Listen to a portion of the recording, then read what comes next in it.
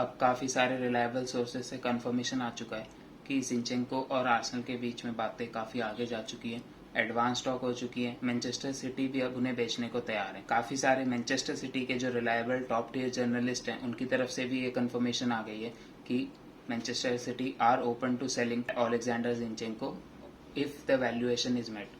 तो जिंचेंको जो कि mainly as a left back operate करते थे फॉर मैनचेस्टर सिटी, वो भी as a backup left back बोलना चाहिए, बिकॉज जब कैंसेलो या फिर काइल वॉकर इंजर्ड होते थे तभी उन्हें चांस मिलता था। तो अब उसकी जगह मैनचेस्टर सिटी कुकुरेला लाने की सोच रही है, तो डेफिनेटली वो जिंचेंको को मूव ऑन कराना चाह रहे हैं और आर्सेनल उनमें इंटरेस्टेड है, बिकॉज आर्टेटा ने उनके साथ काम किया हुआ है पहले और वो ऐसे प्लेयर हैं जो मल्टीपल रोल्स कवर कर सकते हैं। Like he can play in the left 8 role और लेफ्ट बैक पर तो खेलते ही आ रहे हैं, तो हमें पता है कि वो प्रीमियर लीग प्रूवन है। लेफ्ट बैक पर कवर दे सकते हैं जब टियरनी इंजर्ड होंगे, और सेंट्रल मिडफील्ड में वो खेलते ही हैं यूक्रेन के लिए भी, और वो उनकी प्रेफर्ड पोजीशन भी है। तो मेरे ख्याल से ये साइनिंग कंप्लीट हो जानी चाहिए। जो लेटेस्ट कोट्स आए हैं वो बताया जा रहा है 35 मिलियन पाउंड्स के आसपास जो मैनचेस्टर सिटी वैल्यूएशन रखती है जिंचेंको की, बट मेरे ख्याल से थोड़ी बहुत नेगोशिएशन करके like somewhere around 30 million euros के आसपास मेरे ख्याल से डील हो जानी चाहिए कंप्लीट इंक्लूडिंग एड ऑन्स।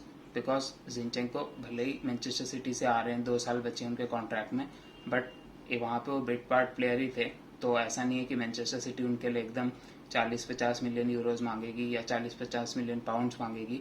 मेरे ख्याल से 30 million pound should be sufficient. जो मेन पॉइंट यहाँ पे देखने वाला ये है कि जब वो आर्सेनल आएंगे तो वो मिडफील्ड में खेलना चाहेंगे, बिकॉज उनकी ये प्रायोरिटी हमने पहले भी बहुत बार सुनी है कि उनकी priority is to play in midfield, और गेम टाइम तो उनकी प्रायोरिटी है ही, बिकॉज हमने देखा है कि जितने भी सीजन से वो मैनचेस्टर सिटी में है उन्होंने कभी भी 1500 मिनट से ज़्यादा खेले नहीं है।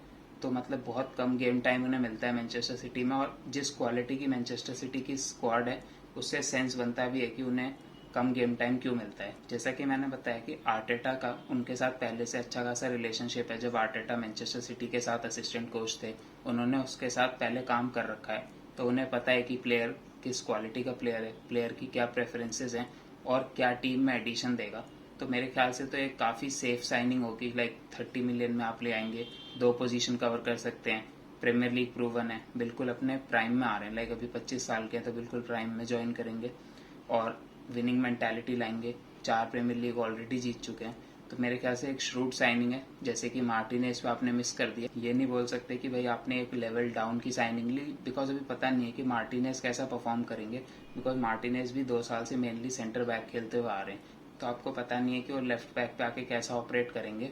और उनका जो प्राइस टैग था वो भी बहुत ऊपर जा चुका था। उसके साथ साथ वो आईएक्स से प्रीमियर लीग में आके क्या अपनी सेम परफॉर्मेंसेस कन्वर्ट कर पाते या नहीं कर पाते, वो भी एक गैम्बल ही होता है। जबकि जिंचेंको के साथ एक तरीके से कन्फर्मेशन है कि उन्होंने प्रीमियर लीग में पहले परफॉर्मेंसेस दे रखी है, तो आर्सेनल में भी आके वो सेम लेवल पे परफॉर्म कर सकते हैं। आगे बढ़ने से पहले अगर आपने इस वीडियो को लाइक नहीं किया है तो लाइक कर दीजिए और चैनल को भी सब्सक्राइब कर लीजिएगा for more such content. Arsenal Bukayo Saka का कॉन्ट्रैक्ट एक्सटेंशन करना चाहती है, तो इसमें कोई सोचने वाली बात नहीं है कि भाई क्यों कॉन्ट्रैक्ट एक्सटेंड करवाना चाह रहे हैं। तो बुकायो साका के अब 2 ही साल बचे हैं कॉन्ट्रैक्ट पे, तो मेरे ख्याल से सही टाइम है बिल्कुल कॉन्ट्रैक्ट एक्सटेंशन का। लास्ट सीजन वो हमारे प्लेयर ऑफ द ईयर थे, उससे पहले भी वो प्लेयर ऑफ द ईयर थे, तो लगातार 2 सीजन से प्लेयर ऑफ द ईयर बनते आ रहे हैं। One of the most talented upcoming star हैं वो, तो अगर आर्सेनल उन्हें सिक्योर करना चाहती है तो ये सही टाइम है उनका कॉन्ट्रैक्ट एक्सटेंड करने का, बिकॉज अभी वो बहुत कम वेजेस में, लाइक 30 के पर वीक की वेजेस पे हैं। तो इस वेजेस पे अगर आप उन्हें final year of the contract में जाने देंगे तो कोई भी बड़ा क्लब आके उन्हें 200 के या 250 के ऑफर कर देगा, और उसके साथ साथ बहुत कम फीस में आपसे छीन के ले जा सकता है। तो आप अगर अपने आप को सेफ पोजीशन डालना चाहते हैं तो जब उनके पास एक डिसेंट अमाउंट ऑफ टाइम बचा है कॉन्ट्रैक्ट में तभी उन्हें एक्सटेंशन दे देना चाहिए। और मेरे ख्याल से इस मोमेंट ऑफ टाइम पे वो एक्सटेंड कर भी लेंगे, बिकॉज उन्हें रेगुलर गेम टाइम मिल रहा है। वो अभी एक तरीके से मेन मैन है टीम के, अभी 20 ही साल के हैं, तो इतनी कोई जल्दी नहीं होगी उन्हें आर्सेनल से मूव ऑन करने में, बिकॉज उन्हें अगर 4-5 साल वो आर्सेनल रह भी जाते हैं तो अपने प्राइम में रहेंगे जब वो एक दूसरे क्लब में मूव ऑन करेंगे। बट वहीं अगर आप उन्हें 1 साल और बिना कॉन्ट्रैक्ट के खेलने देते हैं, उनका 1 साल का पेशेंस और कम हो जाएगा, और हो सकता है अगर आर्सेनल उतने अच्छे से डेवलप नहीं कर पाती है पॉइंट्स टेबल में या उतनी अच्छी सक्सेस नहीं ला पाती है ऑन फील्ड अगले सीजन तक, तो हो सकता है वो मूव ऑन करने की सोचे। तो बिल्कुल सही टाइम है यहाँ पे कॉन्ट्रैक्ट एक्सटेंशन का। अब देखना रहेगा क्या वो साइन करते हैं या नहीं करते, ये भी देखने वाली बात है। उसके साथ साथ आर्सेनल एक नया विंगर भी साइन करेगी। तो फब्रिसियो रोमानो का जो लेटेस्ट इंटरव्यू आया था उसमें उन्होंने ये कहा है कि आर्सेनल की अभी जो प्रायोरिटी है वो है बुकायो साका का कॉन्ट्रैक्ट एक्सटेंशन, उसके साथ साथ एक और विंगर साइन करना। तो आर्सेनल रफीनिया में इंटरेस्टेड थी। तो ये साफ बात हो गई थी कि आर्सेनल राइट विंग पे एक विंगर देख रही है जो कि बुकायो साका के साथ रोटेट कर सके, उन्हें एडुकेट रेस्ट प्रोवाइड कर सके और हो सकता है लेफ्ट विंग पर भी खेल सके, ऐसा वर्सटाइल विंगर हो।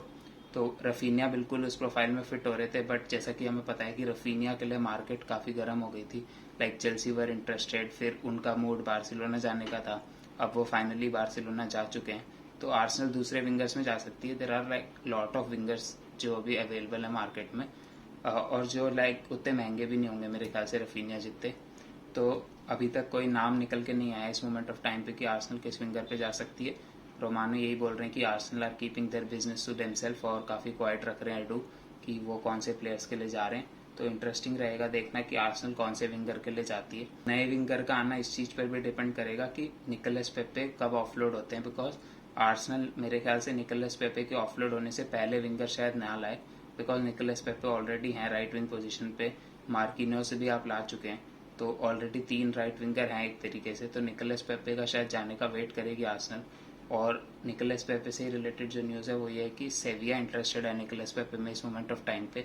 तो बताया जा रहा है कि सेविया इंटरेस्टेड तो है उनमें, बट वो एक तरीके से थोड़ा अभी उनकी वेजेस से इशू है उनको, और जो आस्किंग प्राइस है उससे भी थोड़ा इशू है।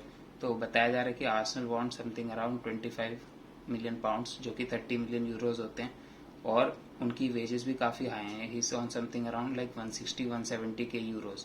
तो काफ़ी हाई उनकी वेजेस हैं एक सेविया जैसे क्लब के लिए। तो अगर उन्हें मूव सेविया में करना है तो अपनी वेजेस तो कम करनी ही पड़ेगी, साथ साथ आर्सेनल को आस्किंग प्राइस भी कम करना पड़ेगा। और भी क्लब्स इंटरेस्टेड है निकोलस पेपे में, like Leeds are interested, Lyon are interested, और मार्से भी इंटरेस्टेड है। तो देखना रहेगा वो कहाँ जाते हैं। ये सारे क्लब्स ऐसे हैं जो मेरे ख्याल से उतनी हाई फी तो प्रोवाइड कर नहीं पाएंगे निकोलस पेपे के लिए, और साथ साथ हो सकता है निकोलस पेपे को काफ़ी क्लब्स में यहाँ पे वेज कट भी लेना पड़े। तो देखते हैं निकोलस पेपे का मूव बनता है या नहीं बनता, बिकॉज जो न्यू साइनिंग है विंगर की वो मेरे ख्याल से तो डेफिनेटली निकोलस पेपे के मूव पर डिपेंड करेगी। एथलेटिक का एक नया आर्टिकल भी आया था आर्सेनल से रिलेटेड, जिसमें एक तरीके से जो गनर ब्लॉग हैं उन्होंने आर्सेनल की जो ट्रांसफर मार्केट की स्ट्रैटेजी है उसको थोड़ा सा एक्सप्लोर करने की कोशिश करी थी। तो उन्होंने जो मेन चीज़ बताई थी वो ये थी कि आर्सेनल के पास हर एक पोजीशन पे जहाँ पे उन्हें रीइंफोर्समेंट चाहिए वहाँ पे एक लिस्ट ऑफ टारगेट्स है। ऐसा नहीं है कि बस एक टारगेट है और उसके बाद कोई ऑप्शंस नहीं है।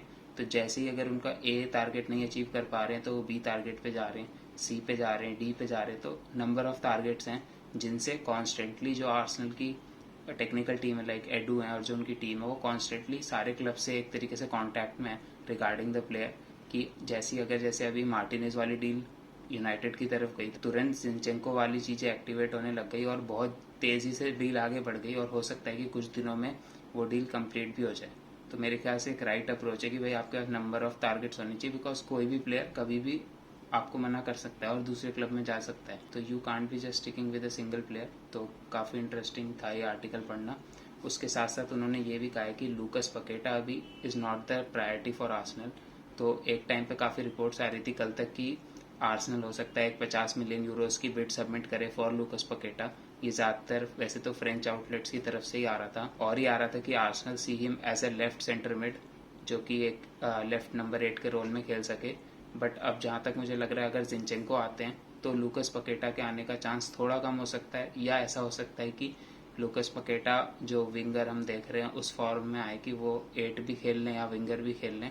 बिकॉज लूकस पकेटा का जो आस्किंग प्राइस है वो 50-60 मिलियन यूरोस के आसपास है।